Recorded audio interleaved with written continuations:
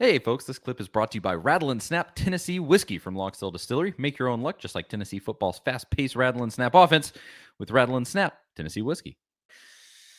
Joe Milton, in this one, what was his exact stat line? He just had it up. 21 for 32 for 239, but 2 interceptions and 1 touchdown.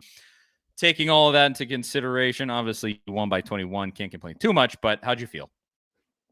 I think he played a solid game. The second interception, it was the right decision, just about a yard and a half too short. That's all. It's one of those that, but here's if you go back and you look at the touchdown, Warren, same guy, big body, back shoulder throw. So you could tell he was kind of throwing it the same way. DB made a hell of a play. I just wish he would have thrown it and kind of led him a little further in, or actually into the end zone. That's all. About a yard and a half underthrown. It's just what it is. Other than that, he was 66% completion, 239. Mr. Jones, and we all know how conversations have went in the past. I'm just wondering, he said, Joe has made us adapt to being a defensive team. That's a plus, I guess. I'm just curious how that is a valid statement. And I'm asking that in all sincerity. How do you actually think that's valid at 66% completion, 239 through the air? We had 477 yards of total offense, but we're supposedly a defensive team. That just stop. You know what I mean? You had we're 27 yards away from a 500-yard total game, and that's not including technically that's not including any special teams. So I don't know exactly what that is then. If we add those in, but just O&D. 477 yards of offense, but remember, we're a defensive team. I'm sorry, Mr. Jones. I should listen to your expertise. But I would say this about... Did our defense play phenomenal? Yes, but it's a team game. I'll take it. The defense played lights out tonight, but that doesn't mean that Joe Milton has made us a defensive team. Like, that's the stuff that annoys me, only in the sense of people just like to take a shot at the quarterback when they don't know what the hell they're talking about because it's fun. And like people on here, Mr. Jones is... Brady Hoke on caps lock. Get them. I'm just like, come on. That's what I'm saying. Like, that's... John, I hope you know that I would like to be the coach of this football team. God, what he's doing right now. And hey, did we play perfect? No. But all I'm saying is stop acting like you know what you're talking about and just Googling random stats. Billy Bob says, "Can you tell me why Joe isn't taking off when nobody is open? Do you attribute that purely to the injury? I think tonight's his knee. If you watch a couple times in the second half, he actually almost fell on one of them. The play right after he got tripped up, he almost he was backing out to his left, and you can tell it kind of like buckled on him. Yeah, and had a that big old is brace on it. That one kind of. Honestly, that kind of made me a little worried for the structural integrity of his knee. Yeah. And I'm not saying I think anything's torn, but it was a little concerning because he still made a good throw off balance. We got a completion first down, all that, but it was like nobody was near you and you could see it buckle. It's just what happened. So to answer that question, I think it's the knee brace. I think he's worried about his knee because last week he was running fine until he got tweaked at the end of the first half. Yeah, but bye week couldn't come at a better time.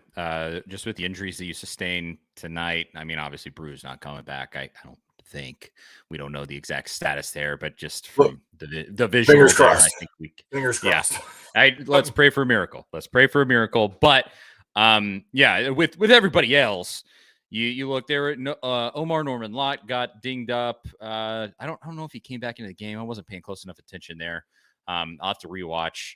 And obviously Joe with the knee. Hopefully that can shape up because I just think after that UTSA game, I was so excited to see that running. It was so great that 81-yard run that he ripped. Oh yeah.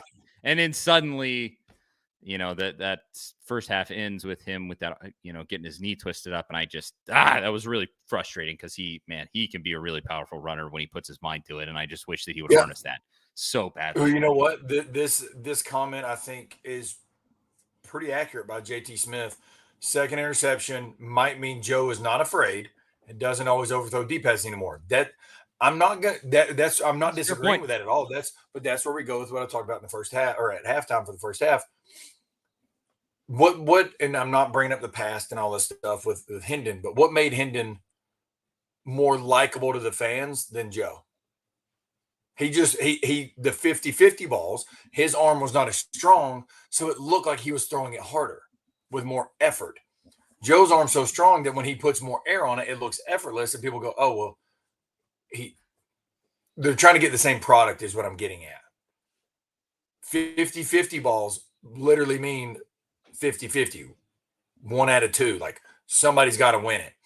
And our offense, though, most of our deep balls are 50-50 balls unless it's an absolute like schemed up. We know this is going to work. We're getting them to bite here. We're fake screen, go, those types of things. But just our normal stuff is 50-50 balls. And Hendon did a tremendous job at that. Joe's biggest downfall has been trying to make it the perfect throw over the top there. And then it ends up being 5, 6, 7 yards too far rather than if you give your guy a chance, at least you got a chance at catching it. If it's overthrown, he can't catch it. So I kind of agree with that comment a lot by saying maybe he is going to give his guys more of a chance because if you think about it, all night tonight he did. Keaton, he threw a hell of a ball in the end zone. Last year, our guys catch that. Yeah. Right. But we're still trying to get guys to step up. I think Keaton can make that play in the first half and make that acrobatic, fingertip catch in the end zone because it was tight coverage.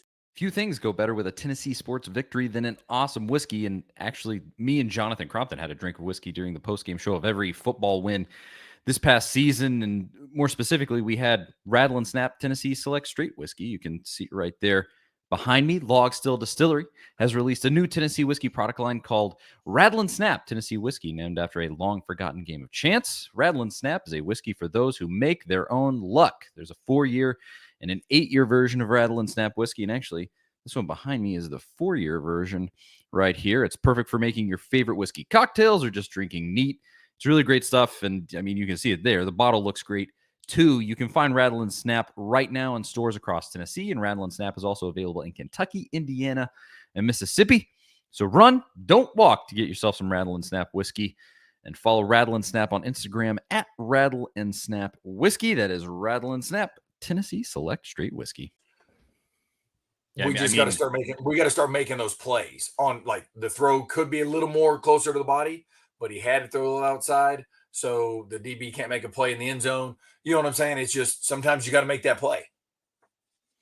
I mean, it really is the time now, and I don't know if they can do it because they're definitely young guys. But Caleb Webb, Chaz Nimrod, it's time, baby. You gotta step up. You got to bring it because if Dante Thornton's going to be out for whatever undisclosed reason, I don't know. Yeah. And then you're down Brew.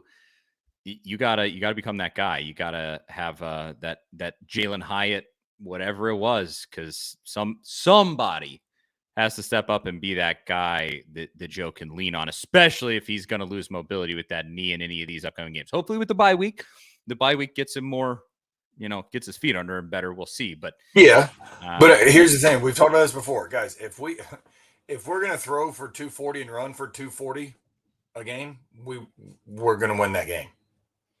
Just call it like it is. Yeah, period. If we throw for 240 and run for 240, it doesn't matter who runs for 240.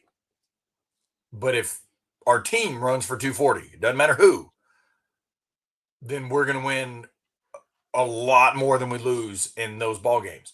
Do I wish Samson would get a lot more carries? 100%. I do. I just think he's electric with the ball. But going for 240 and 240 every game, we're really, really, really, really dangerous. So I wish he would scramble more. Yes. But with the running backs we have, we got a 3-headed monster. We may not need him to, if that makes sense. I mean, and we don't know what's going on behind closed doors. And I'm going to throw this out there just because it's going to be fun. I can't wait for the comments right now. Charlie, you don't even know what I'm about to say either. This is going to be a fun one. I don't know what you're going to say. We don't know what's going on behind closed doors as far as conversations. But I can tell you that these conversations do happen in some organizations, okay? Regardless of what anybody in these comments want to think, we can't have him hurt. We can't. You can sit here and say, "Oh, this, and this, and this, and this." Man, what ifs that don't mean anything. Hypotheticals don't mean anything. I don't know if these conversations are happening, but they may say, "Hey, man, you can't get hurt because we can't trust our backup right now because it's a true freshman." Maybe that's a conversation. I don't know, but I can tell you, when you don't throw him in with 3 minutes to go just to hand the ball off, I'm pretty sure that you don't stop asking for him to play. I did think that was odd. I thought that was. You see what I'm saying? Like for Nico to come in. That says it all. We're up 21 points, 3 minutes ago, and you don't put him in to hand it off. That says all I need to know. That says all I need to know. Of course, the conspiracy theory is they want to hide him because he's going to come in. He's going to outshine. That's Joe. That's not a conspiracy theory.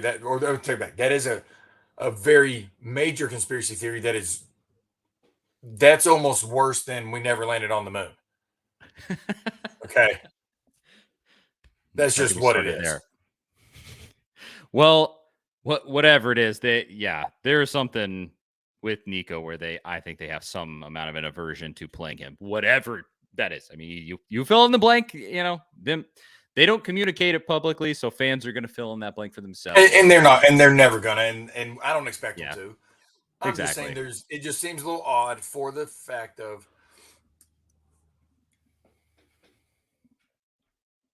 he just instantly, I understand the knee, but instantly, excuse me, is not moving at all.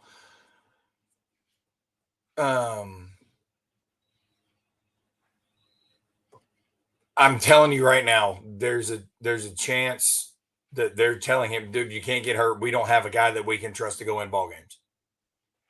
I don't know that for a fact, but I've been in meetings behind closed doors. Yeah. There's a lot of stuff that the 99.9% of people that don't get to have those meetings would be shocked to know what is talked about. I'll say it that way.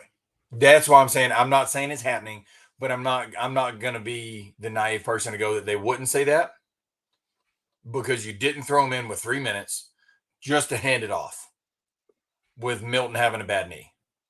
Yeah, it's an odd move.